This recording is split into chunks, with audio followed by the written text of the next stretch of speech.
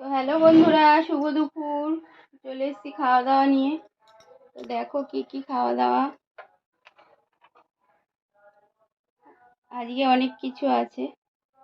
পটল চিংড়ি, শুক্তো, আলু পোস্ত, ডাল, থোড় ভাজা, চিংড়ি মাছ ভাপা, আর এই যে লাস্টে আছে স্যালাড। তো চলো খাওয়া দাওয়া করে নিই।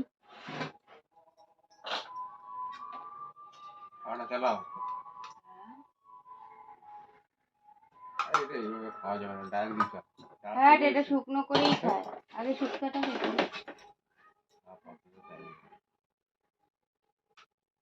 তো থোড় ভাজা খাওয়া কিন্তু শরীরের পক্ষে খুবই ভালো। তো চলো থোড় ভাজা দিয়ে খাচ্ছি।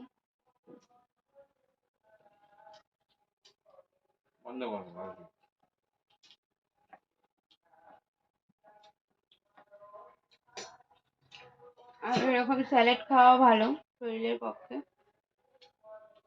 তো থোড় ভাজা কে কে ভালো খাও কমেন্ট করে বলো।